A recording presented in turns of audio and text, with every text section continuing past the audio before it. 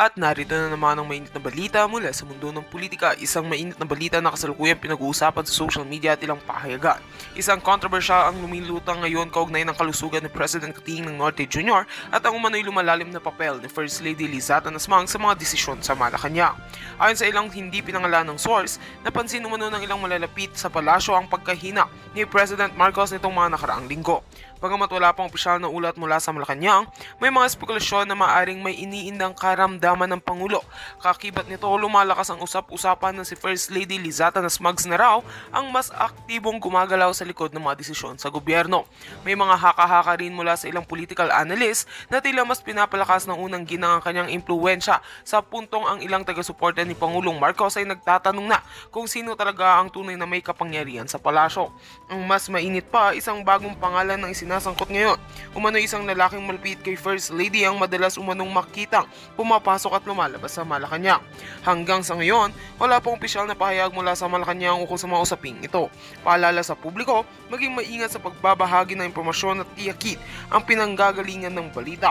Patuloy naming susubaybayan ang isyong ito para sa mga susunod na updates. At yan nga ang mga balitang ating pagkakatutukan, at kung bago ka pa lamang sa aking channel ay huwag kakalimutang mag-like, share and subscribe para updated ka sa aming mga bagong balita dito sa Tatak Pinas.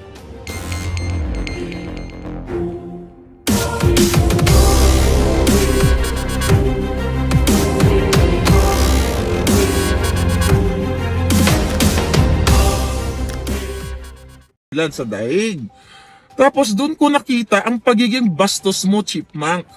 Ako kasi ayoko nakakakita ng aapi ng kapwa. Bastos ka.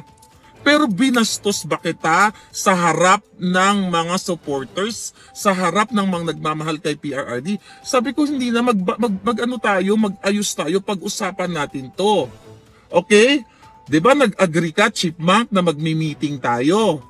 Nagluto pa nga si Spokes eh. Hindi kayo pumunta kasi mga duwag kayo. Ayaw nyo ng head-on na laban.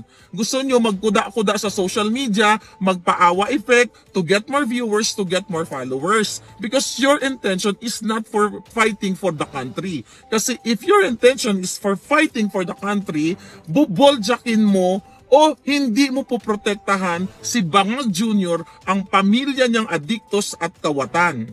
Okay? Ngayon, pinoprotektahan niyo ang mga Marcos. Sino ang nag-utos sa'yo para sabihan ako na Miss Maharlika, hindi pwedeng atakihin si Amy, hindi pwedeng magbangag-bangag video.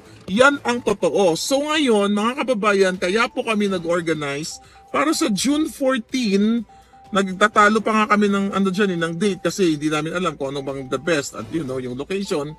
Dahil na-witness ko kung paano bastusin ni Alvin Chipmunk yung mga kasama niya sa dahig. Nung sinabihan niya, sige mag-organize kayo, bakit mo sinasabi yon sa mga taong nakaharap doon na hindi nyo feel? Kasi ang dating sa akin noon, na hindi nila kayang mag-organize. Kaya inutusan mo na sige mag-organize kayo. It's like saying mag-organize kayo kung kaya ninyo. Ano ang nangyari doon? Nung time na umalis kami ng Duterte Street, ano ang sabi ko kay Spokesari? Napakayabang naman kako ng Chipmunk na yon.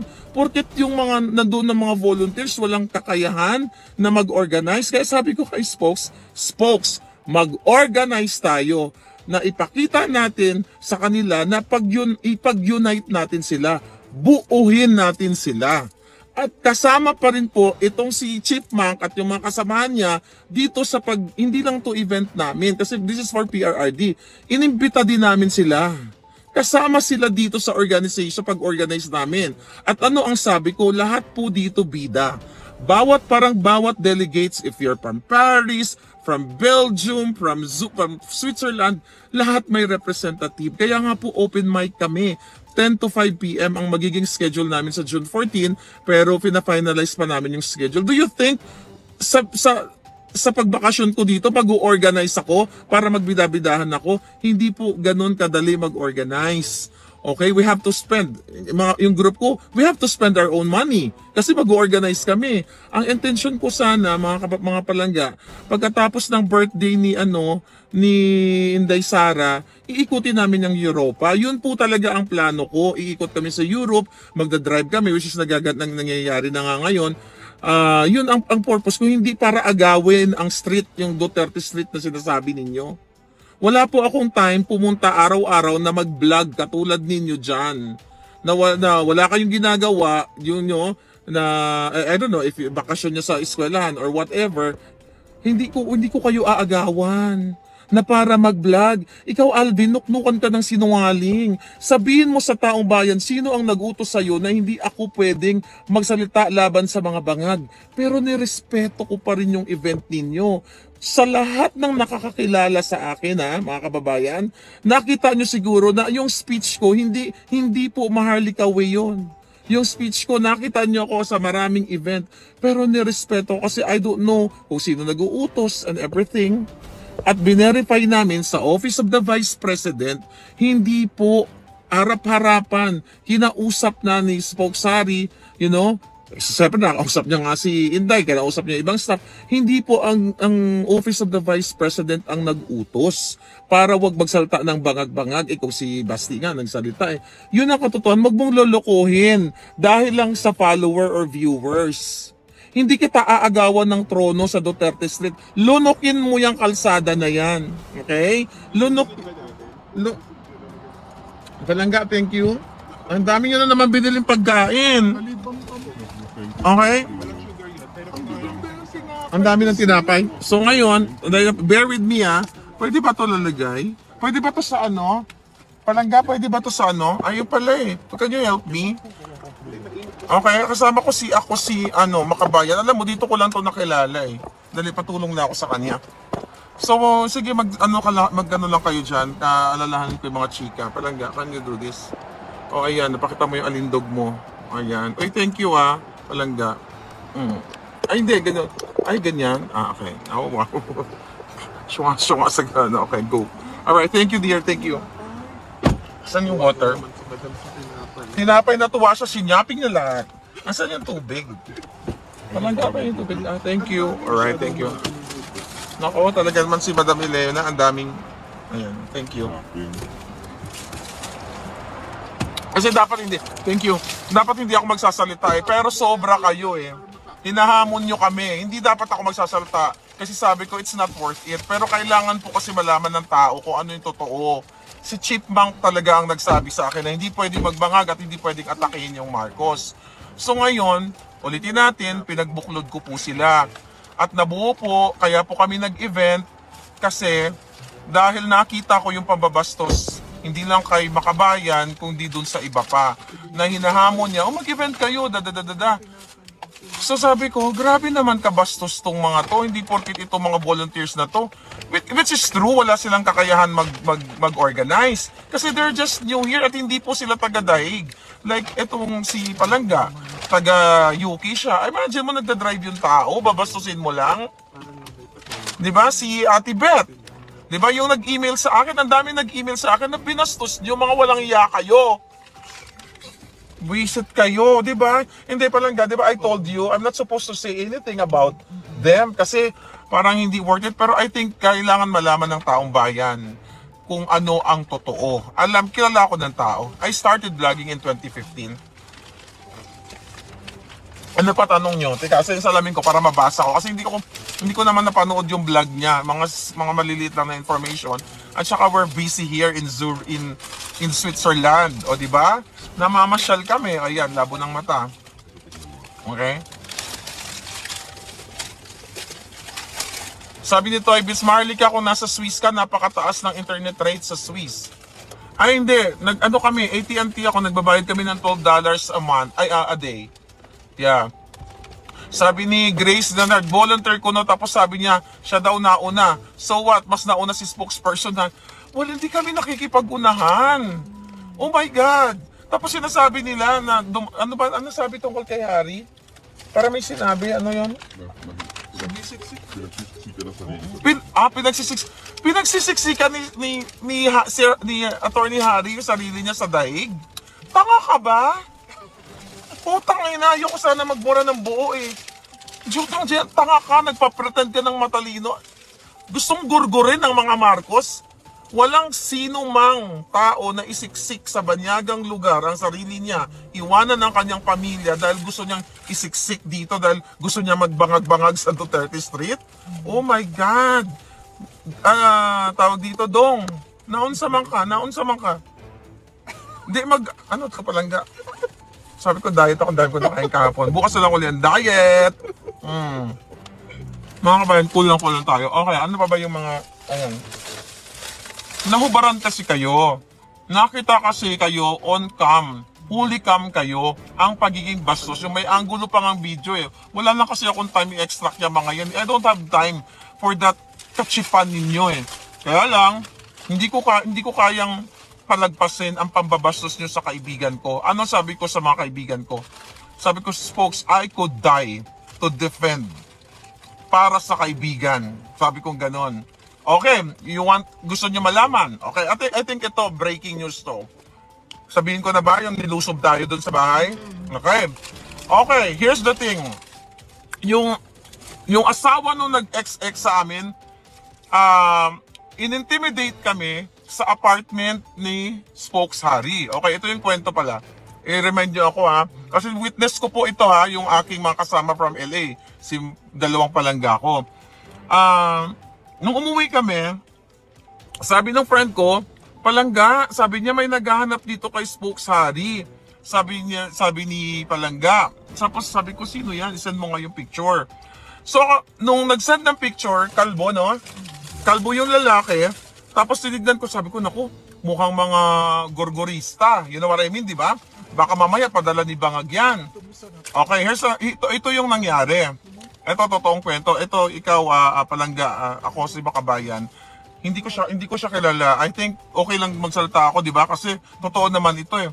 Nung nakita namin yung picture, sabi nito, sabihin ko ba kung sino kasama natin during that day?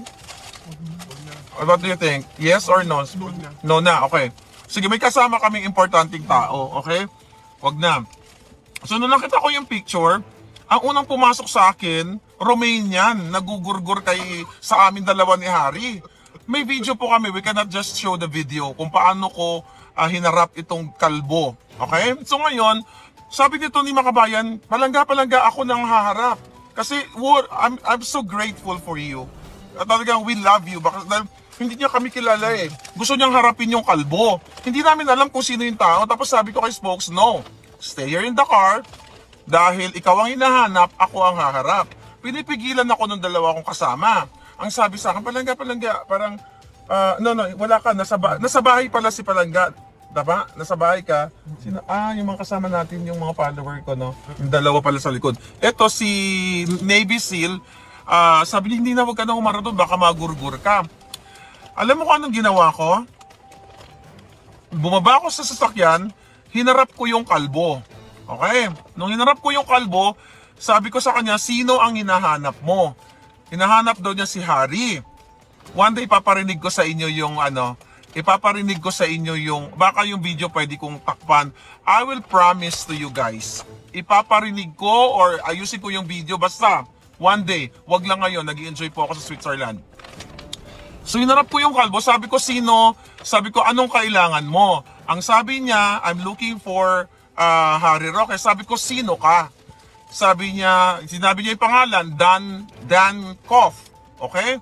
Sabi ko, are you? Sabi ko, who sent you here? Are you from what company? O pinadala ka ba ng gobyerno? But straightforward ako talaga, palangga. Tapos sabi niya, I'm looking for Harry. Sabi ko, can you just relay the message? I'm Harry's friend. Ganyan. Sabi niya, no, it's personal. Tapos bigyan niya, may binanggit siyang pangalan. Okay? Na ate. Okay? Pangalanan na natin. Ate Jazz. Okay? Kilala daw niya si Ate Jazz. Hindi ko pa naintindihan kung sino si Ate Jazz. So, ang ginawa ko, sabi ko, sino? Basta tinatanong ko kung sino siya dahil akala ko gurgurero talaga. Nung binanggit niya ang pangalang Ate Jazz, tinawagan ko si Jazz. Okay? Sabi ko, Jazz, kilala mo ba ang taong ito? Dan Coff daw ang pangalan. Okay? Kailan ba nangyari yun? 2 days ago, no? 2 days ago nung umalis kami sa daig. Tapos sabi ni Jazz sa akin, Ma'am, bakit ako? Yun ang bungad niya sa akin. Sabi ko, no, Jazz. Bini-verify ko lang kung kilala mo ang taong ito na Dan Coff. Kasi, binanggit niya yung pangalan mo. Hinahanap niya si Spokes Harry. Okay? Kasi hindi ko alam kung sinong hinaharap namin na tao. Hindi ko alam kung gugurgurin ba kami or what. Tapos nalaman namin na yung Dan Coff pala ay asawa nung XXX, yung nag-ex sa amin. Maayos ko siyang kinausap. So ang ginawa nitong Dan Coff na to, nung sinabi ko sa kanya na wala si Harry, wala si Harry dito, which is wala naman talaga dahil kami lang dalawa nitong bumaba sa sa apartment. Dahil nga marami kaming mga activities ang dami naming mga itineraries and everything. So eto na. Umakyat kami ng apartment, yung kalbo nandoon pa rin sa labas. Tinawagan, nagdababuzzer siya, tumatawag siya sa intercom. So sinagot ko. Tapos ang sabi niya sa akin, ano sabi niya? Kinukuha niya yung ring light. Tapos ring light at saka heater. Diba? Tama, sabi niya, kukunin daw niya yung ring light at saka heater. Hindi ko maintindihan kasi hindi ko pa pala siya nakilala during that time dahil I was really confused kung sino siya. Ngayon, nung sinabi niyang ring light, heater, nagte-text ako, sinabi ko dito kay Noily, tanongin mo nga kung bakit hinahanap niya yung ring light, ano ba to, ganyan. Tapos sabi ko sa kanya, no, I cannot decide. I'm just visiting here. I cannot decide kung babalik ko ba yung ring light or what. Di ko alam kung saan yung ring light na yun. Basta madami siyang mga sinasabi. Sinigawan ko siya, recorded po yon. I will show it to you. All the documents later. Sabi ko, don't intimidate us. Sabi ko ganon. Even if I'm not from here, wag mo kaming i-intimidate. Kasi intimidating harassment ang dating sa amin Putangin nyo, sabihin nyo ngayon sa taong bayan, Alvin Chipmunk at lahat ng grupo mo, bakit nyo hinaharas si Harry Roque dito? I mean, hindi ikaw, pero yung grupo nyo. Ipapakita ko sa public lahat ang kabastusan nyo. Ayoko na sanang magsalita, pero kailangan malaman ng Duterte supporters, ng Maisog supporters, ng lahat ng mga sumusuporta para sa bayan, hindi para kay Marcos Jr. At anong sinasabi mo na nagbait-baitan ako plastic kay Marcos? Spokes Harry, naririnig mo ako ngayon. Paano ko in-approach si Amy Marcos doon sa event at sa restaurant? Speak up, Spoke. Ay, sinabi mo, walang plastikan. Kapatid mo kasi, at saka yung sister-in-law. Ayun. Plastikan. Ayun. At yung pinakilala ko si Distressed Mother, doon sa restaurant, andun si VP Sara. Nakikinig si Inday sa amin. At sabi ko, ayan, Amy, sabi ko na gano'n. Senator, sabi ko, yan si Distressed Mother. Pinakidnap ng kapatid mo at ng sister-in-law mo, yung dalawang minor de edad. Ando doon si Vice President Sara. Narinig ni Inday Sara at si Inday nag-engage. Sabi niya, oo, siya yung biktima ng ISAF. Diba, Smokes? No, ng mga ISAF nandun doon. Huwag mong lolokohin ng Pilipino, putang ina nyo. Huwag niyong dadaanin sa kasinungalingan. Ayoko na talaga dapat magsalita dito dahil sabi ko nga hindi worth it. Pero I think it's worth it dahil kailangan malaman ng taong bayan ng inyong mga kadyutahan. Okay? Sabi ni Krisha, buti pa si Robin, isang sabi lang sa kanya, tulong. Well, si Robin nakasama ko, walang ano yan. We're good friends. Okay? Marami kaming mga pagchika-chikahan dito. So ano pa ba ang mga issue na hindi ko na dapat kong bagitin?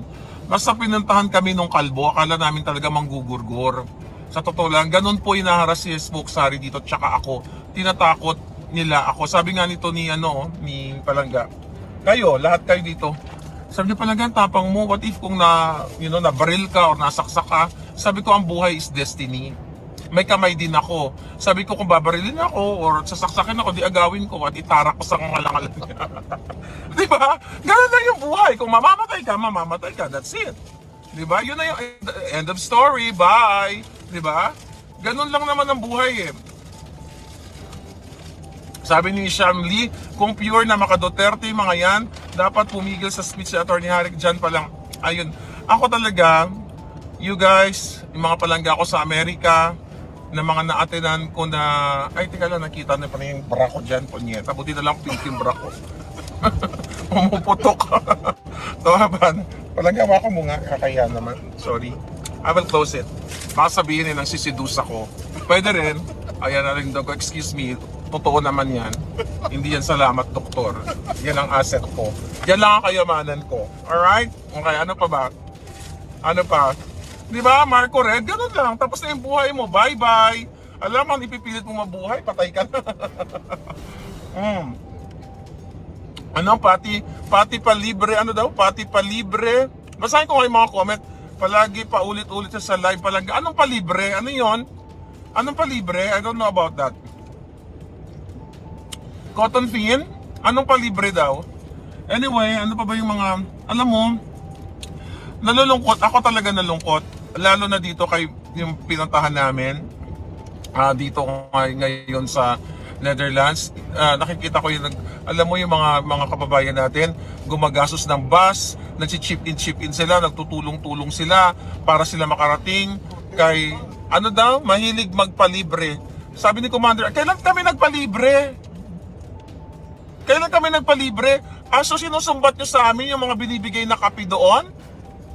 Yung mga pansit doon?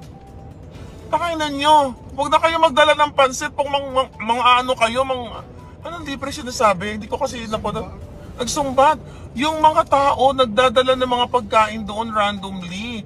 Syempre ako, gusto ko makipag chika-chika sa mga palangga ko, mga Filipino, kasi this is my personality. I cannot change my personality. Sabihin ko, ay palangga, baka naman, may pansit, nakita niyo mga kumain ako, may kape, tapos yung nagtitimpla doon ng kape, anong pangalan nun, yung lagi siya nandoon? Marivic, kababayan ko yun eh. Kababayan ko siya, I don't know, hindi naman siguro si Marivic nagsumbat sa akin. Palangga dahil binigyan ako ng kape, noon pa nung first day ako nasa tunnel na kami, pasensya na kayo. Ngayon, nung mga first day pa lang kami, may mga nag-aabot sa akin, mga chocolates. Istorya natin yung chocolate. Kwento ko na ba yun yung chocolate na binigay sa akin? Na akala na iniisip natin merong lason. Okay, I will tell you about may nagbigay sa akin chocolate pag may ilaw na. Ito yung mga naalala ko lang kasi sa dami ng kwento, ang dami mga palangga na nagme-message sa akin. Ano ba yung palibre? Gusto ko i-address yung nagpapalibre kami. Okay? Anong palibre? Okay. Ano daw? Hindi ko alam yung libre. Definitely, mga kababayan. Okay. Sino bang yes, nililibre po kami. Libre nga yung tulog namin kay MJ eh.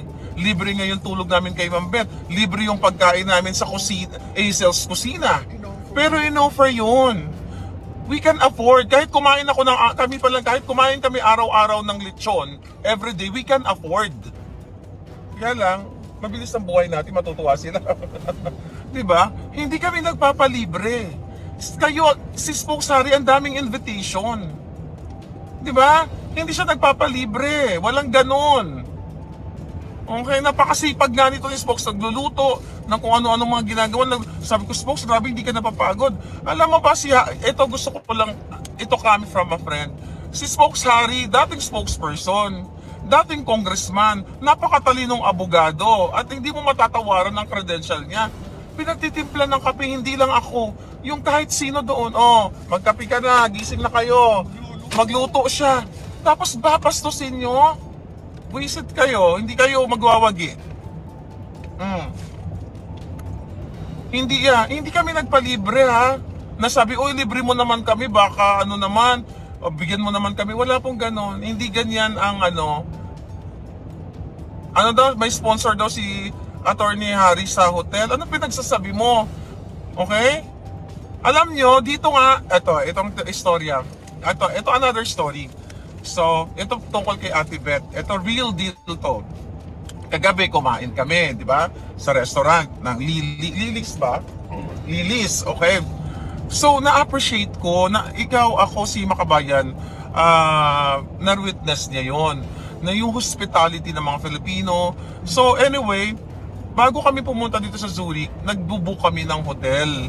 Alright? Di ba? Nagbubook kami. Ngayon bigla ko naalala, sabi ko, alam ko may nag-i-invite sa atin sa Zurich.